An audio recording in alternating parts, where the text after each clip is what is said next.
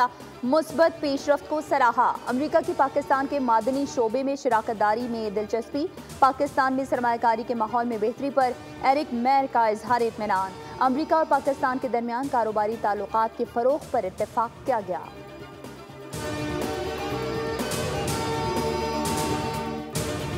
America से तिजारती ताल्लुकात के फरोग और नए टैरिफ के मामले पर बातचीत के लिए पाकिस्तान का आला सतह वफ्द अमेरिका भेजने का फैसला।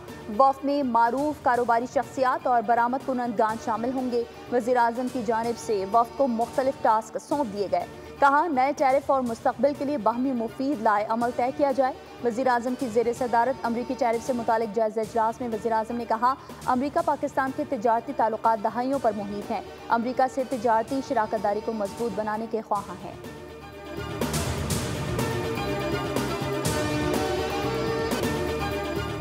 तो ये है कि कोई इमरान खान साहब की रिहाई के हवाले से उन्होंने कोई बात नहीं, तो अपना हाल हवाल ही करके चले गए। सोशल मीडिया पे ऊपर जिस किस्म की ट्रोलिंग पीटीआई का गाली गलौज ब्रिगेड करता है, उससे हर कोई कहता है कि ये दुरुस्त नहीं।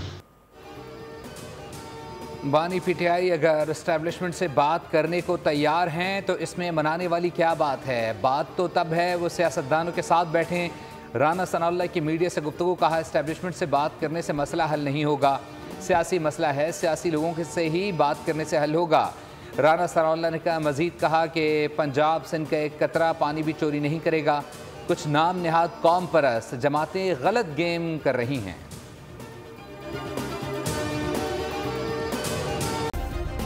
सब्सक्राइब करें और बेल दबाएं ताकि कोई खबर रह न जाए।